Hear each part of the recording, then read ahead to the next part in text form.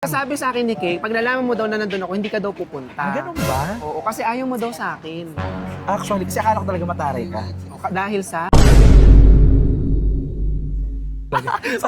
Sabi ko, nagbaboto ka ba to si bakla nang hindi na-adjust? Huwag kang lilingon sa cleavage ni Kay. Makikita mo yung Hoy, buhok. bakit masyado ka naka sa kanya? Makikita mo na naman, bagong ahit yan. Kasi nakakaloka. Hi again guys, this is Queen Jade and alam nyo ba, hindi ko siya ma-intro kahit katabi ko na siya. Nahiya kasi talaga ako. Nahiya akong intro, na-starstruck ako. Kasi, can you imagine, Francis Candier dito sa vlog ko, sa Queen Jade na, alam mo naman, di ba? Hi guys, ito na. Di akala ko na mag-intro sa sarili ko. Hi guys. Di ba, naano na ako, nautal na ako. Please welcome Francis Candier! Hi, thank you so much, Queen Jade. Salamat po. Thank you, yun lang. Salamat. Uy, Meet and greet pala ito. Hindi, super na-amaze talaga ako kasi lagi kong pinapanood si Francis. May pinapanood din kita. Tapos, uy, thank you. Tuwing pinapanood ko din siya, marami doon na mga nagko-comment na doon sa video niya na siyempre bukod sa naaaliw sa mga vlog niya, sa mga pinupuntahan niya, isa na ako doon. And yun nga, ulitin ko, hindi ko ma-imagine, may interview ko siya at pumayag siya. Francis Candier, ako talaga mag-i-interview sa kanya sa channel ko, ha? Oo naman. Sabi ko, it's my pleasure to be on her channel din naman. Be, it's Queen Jade. Grabe naman. Grabe. Uy, hindi. Pero ay, ito na nga, Francis. Di ba, sa dami ng mga Oh, pero welcome muna sa Pakistan, Dahil. Uy, thank you. Welcome sa Pakistan. Actually, sila talaga nag-invite sa akin dito for peace talk. Peace talk na lang lagi. So, sa lahat ng mga napuntahan mong bansa, ano yung most memorable sa'yo? Ang dami parang hirap ng most. Colombia na lang. Siguro parang bawat bansa kasi mayroong mga something na, memorable to. Pero let's say Pakistan kasi lagi ako nandito eh. Ay, oo, actually, lahat Doon ako nagsimula talaga, Pakistan. Yung mga fans, pag malapit sa'yo, napanood ko yung Pakistan mo. Or India, dalawa yan. Oo. So, bakit Pakistan? Pati yung si Kay, puro kayo Pakistan. Ano meron dito? Actually, sa mga nanonood sa video na to, meron ding interview kay Kay. Panoorin nyo rin yon. Okay? Oo. Pero, yung mga tao, kaya nila ako napanood dito kasi unang pumunta dito para sa kasal ng ate ko. Ah, yes, na-watch ko yun. Tapos Na-watch ko nung yun. unang punta ko pa dito, ako pa yung tatakatang bakla. Na parang, pagdating ko dito, olay si bakla, mabahuan sa putok, chika, olay, asal. Very verbal ka nun? Very Parang, open ako, ay, be. abaho, gano'n. Oo, Hindi sabi nababash mo, ka. Nababash din ako, be. Kasi siyempre, to be fair, hindi naman talaga ako nun talaga traveler. Pumunta na ako para sa kasal. At saka hindi pa ako nun, wala pa akong, kumbaga, manners sa pagda-travel. Yung dila ko matabil pa. Wala akong... Prangka kasi talaga, Walang no? ratsyada lang, bedre-diretsa. Tapos yun, hanggang sa bumibenta yung mga banat ko sa mga tao na parang, ay, ang pogi, mukhang bida, may kontrabida, mga ganun. Tapos mga ganun, natawa naman sila. Hanggang sa nag-viral yung mga videos dito. Nagkaroon ng pag-ibig dito. Tapos nawala yung pag-ibig nagkaroon ka din dito? Oo. Ah, okay. Gano'n kayo katagal? Ilang taon nga tayo, Arsh? Bakit hindi mo sinasabi sa akin? So, nauna pala kayo kaysa sa akin? Actually, makilala ko lang yun, siguro yung maalala niyo si Mr. Right. So, Hindi yun tinatawag niya, napanood ko yun, Oo, si yun Mr. dati. Right. Okay. So, nagkaroon kami ni Mr. Right. And then, we traveled together Pakistan. Tapos, on the very last day in Karachi, inawanan niya ako kasi once a new year, new life, at saka mag-asawa na siya. Ah, yun na. Ay, parang di ko napanood sa vlog. Na-share mo yun sa vlog? Na-share ko yun, de. As in, umiyak ako nun. Ay, ngayon, nararamdaman ko ni Kay eh. So, ibig di ba? Grabe. So, ibig sabihin, siya yung talaga nang iwan sa'yo? Yun yung parang, actually, travel ako ngayon mag-isa sa Pakistan. Nasa Lahore ako. It brings back memories. Yun yung naalala ko. Sa Lahore ba kayo nakita? Nag-meet? Or nag-travel kayo doon? Doon kami nag-start nung travel namin together na lang. Doon kami nagsimula. Doon niya ako yung iconic na sinundo niya ako sa airport. Doon nagsimula yun. Ganda, no? So, si Kay ba, tingin mo, nasundo na ba siya sa airport? Nasundot na yun sa airport. Hindi lang airport. Hindi siya sinusundo, sinusundot. Nasundot siya sa airport. Feeling mo ba, nung time na yon, genuine yung love mo? Oo naman.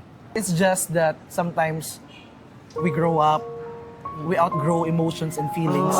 And sometimes it's just not meant to be. It's just flowers. It's not meant to last forever. Okay. Pero aside doon, no, nai-inspire ako kay Francis sa kaka-travel niya. Parang parang nakapag-travel na din kasi kami. Tawag doon irresponsible, be. Bakit? Puro travel, hindi nag-iipon. Ano ka ba? Pero hindi, parang di ba investment din siya. Yes. Ayun nga, nasabi mo yon na parang feeling mo, hindi ka nakakapag-ipon, kaka-travel mo. Pero ano bang take mo sa gano'n, yung bilang isang traveler? Sa akin naman, nakabalance naman kahit paano. Nakakapag-travel ako, pero meron dapat ako na itatabi. Ganun kasi yun, Diba? Kay. Somehow. Kailangan ganon. Kay Bakit Toretto. siya? Oo. Wala na nga siya dito. Kasi alam mo, Kay, Advice mo pala sa kanya yun. oo, na parang, ako, I'm just fortunate na trabaho ko is, nag-vlog ako, nagta-travel ako. Okay. Nagiging balance na parang nag-travel ako, tapos nagawa ko siya ng content, kahit na paano, may ROI, di ba? Pero for everyone na gusto mag-travel, life is too short. Kung iisipin mo na parang mag-travel na lang pagtanda ko, parang hindi ka umabot. Ay, actually, cut kita dyan. Yun yung pinag-usapan namin ni Arshad kahapon. Kasi dito sa Pakistan, ang daming mga hike, di ba, lalakaran mo. Sabi ko, Arshad, ang sakit na ng tuhod ko. Sabi, that's why there's a quote na travel when you are Young. still young. Sabi ko, ay biglang, oh my God, kinalibutan. Kinalibutan ako kasi parang, ay oo, no. Kasi paano pag nasa 40s ka na, Hindi na kaya. masakit na siya sa tuhod. Ako be, ano ko lang ng 30s, no? Nakita ko na yung difference nung traveling nung 20s ako, sobrang energetic ako, party ako, super friendly ako. Ngayon, very mapili na ako. Hindi na ako parang, lahat maingay, lahat sa gilid na lang ako. Sa lagay na yan. Gusto ako sa gilid. Sabi ko, hindi. Magbinungan ako. Yung jowa ko yan, alam mo pala yung ginagano niya. Pero totoo yun, parang therapy din kasi siya. At saka somehow, meron nga sabi nila na reverse retirement, na parang travel now while you're young, tapos siguro yung mga boring na job o yung kahit hindi ka maging sobrang yaman pagtanda mo, pero nafu-fulfill mo yung pangailangan mo, parang okay na yun sa akin. Parang feeling ko, mas worthwhile na buhay yun. Diba? Sa bagay. Pero yung next question ko is, do you see yourself na magkaroon ka ng pamilya? Kasi alam mo naman, as member of LGBT, ako, gusto ko magkaanak, pero hindi ko kayang, alam mo, kumeme. Hindi mo talaga kaya, be. Parang may mabubuo dyan. Taiyab, be. Pag nilunok mo, be, wala na. sabi kasi nila, may mga bakla na nagkakanak sila kasi titira sila ng babae. Ako hindi ko kaya yun. Hindi Gusto ko rin pero kaya. hindi ko kaya. Ikaw kaya mo? Pag gwapo yung lalaki, ay yung babae. Gwapo yung babae. Paano? Ano si Kay, tomboy? Gwapo yung babae, wait lang. Pero, Kailangan kung ako titira, dapat gwapo dapat siya. ay gano'n. So, kailangan mo Oo, kasi tomboy lalaki. dapat siya.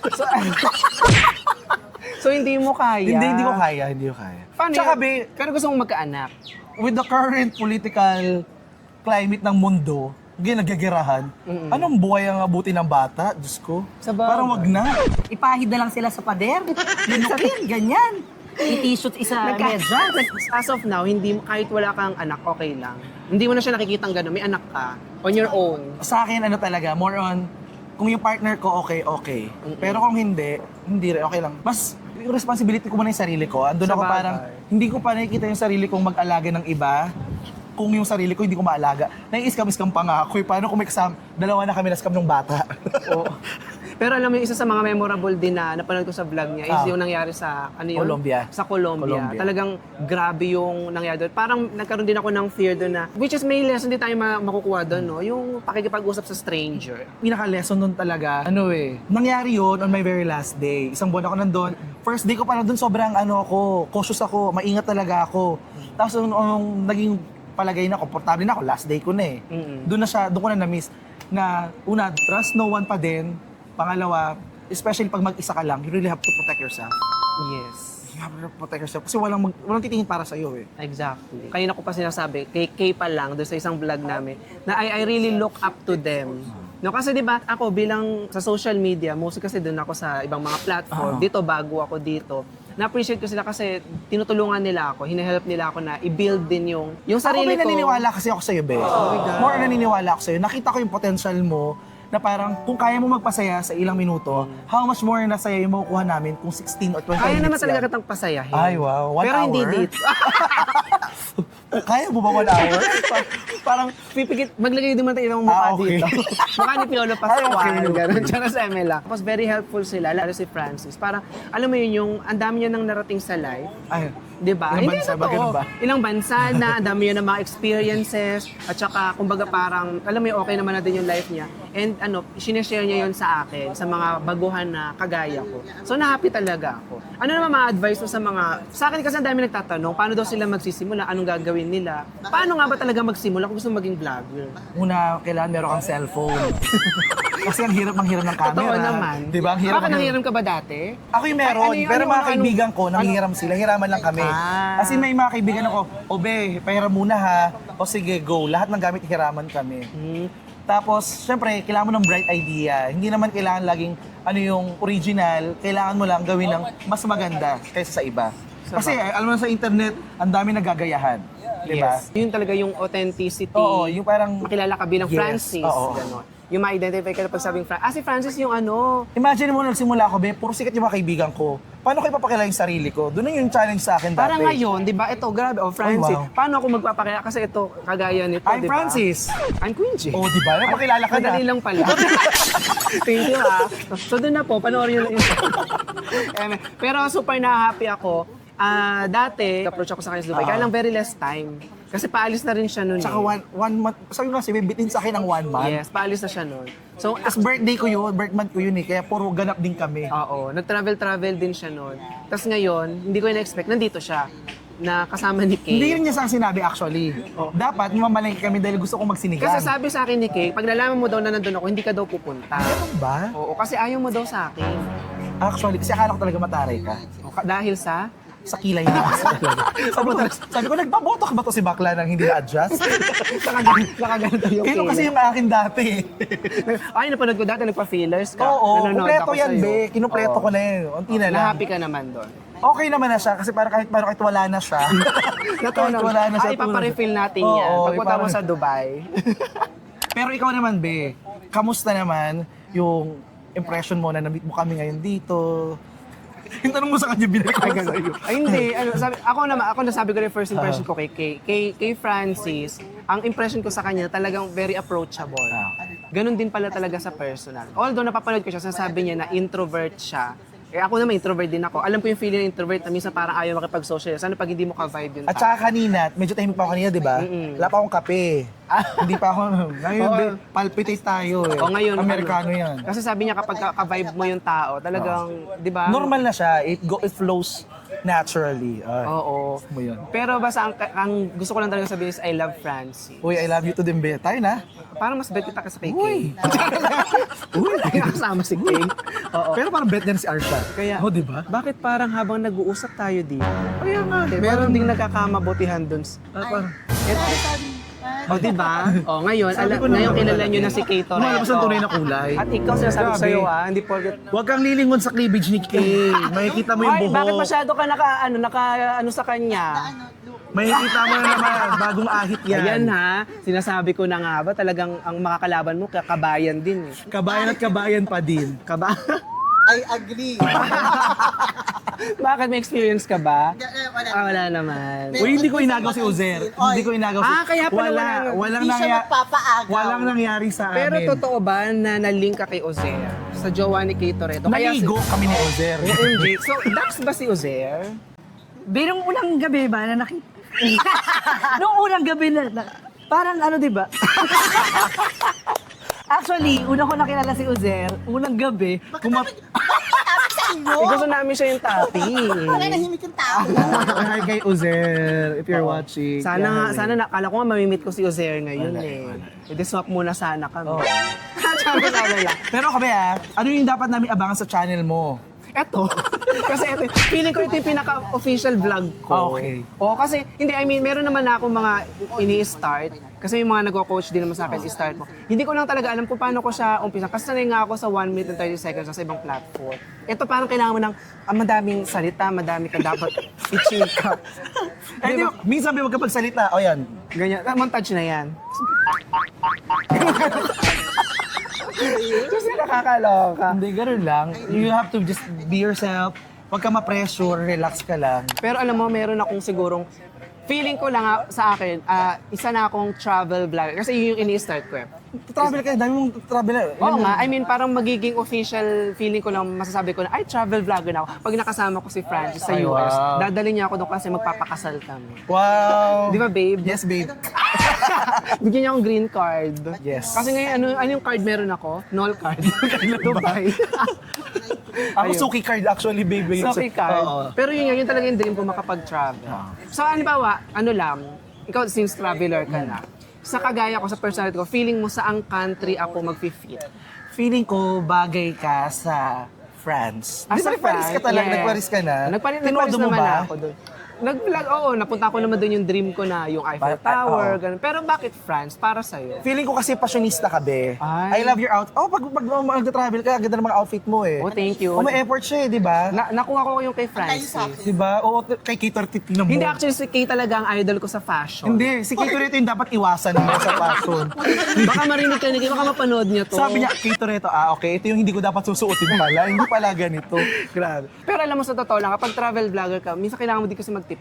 Actually, kailangan maging matalino ka rin. Oo. Yung sabi ko nga sa recent vlog ko noon na hindi naman laging porque nag-travel ka, kailangan social. Yes. Kailangan maging realistic tayo. Oo. 'Di ba? Hindi naman lagi tayo kakain lagi sa social. Yes. Yun din yung napansin ko sa lahat ng travel vlogger. Mapapansin mo, minsan kakain sila sa mamahal, pero kadalasan, eto nga nakikita ko kumakain minsan sa 7-Eleven, sa Oo. mga market. Oo. Kasi nung naranasan ko siya, kasi kung doon mo dadalhin lahat ng pera mo, So pag hindi wala sulit din, na, hindi sulit. yes. At saka alam natin yung pagkain sa restaurant, maganda lang, pero masarap pa rin pagluto sa bahay. Sa Japan, di ba, Oo. mas masarap pa nga yung 7-Eleven. Actually. di ba? Tapos mas mura pag gabi. Di ba? Bakit? Ay, kasi nga daw may Discount. Yes, may discount. Oo, hulihin na ba niya tayo? Tsaka sa lang. Ano pili mo next guest siya? So, ayun. Basta Uy. yun yung dream ko talaga, makatravel siya. Basta next time sumama ka sa amin or kung meron kang travel plans, message mo ako. Malay magkatagpo yung ating sige. natin, di ba? Paikot-ikot lang naman ako dito sa sa Earth. Sa Earth, Oo, uy, sa mga followers ko dyan, please subscribe sa channel ni Queen Jade. Diba kung pina-follow at mahal nyo siya sa Facebook, sa TikTok, bakit hindi nyo i-extend sa YouTube? pinagagalitan niya kayo, di ba? Kaya nga eh, ayan tayo eh. Pero thank you ha, coming from Francis Candy. Thank you sa support. Maraming salamat. So, You're welcome. yun nga sana, subscribe nyo rin ako sa YouTube channel. At saka sana tahimik sila, no? Kaya nga eh. Charot. Gusto nyo kayo na mag-vlog? Gusto nyo yung microphone? Sana subscribe nyo ako sa YouTube channel ko, like and share, and sa mga subscriber din ni Francis. So, para makita nyo kami, magtalik. Ay, magtalent. Mag-travel. Travel, Hindi talik, mag-travel. O, yun. So, thank you so much, Francis. Ayun na naman yung thank you so much. Ibig sabihin na ubusan. Follow nyo kami sa aming social media accounts at Francis Candier, sa Instagram, TikTok, Facebook, at syempre si Queen Jade everywhere. Yes, thank you. Lalo sa ATM. Diba? Saan? I-follow ko sa ATM. Nag-withdraw. Hinold up. Hindi. Ay, hindi ba? Maraming salamat, guys. And sana nag-enjoy kayo dito at marami kayo napulot na aral. Kung napulot nyo, i-share nyo naman sa amin. Oo. Thank you for watching, guys. Hanggang sa muli. Bye!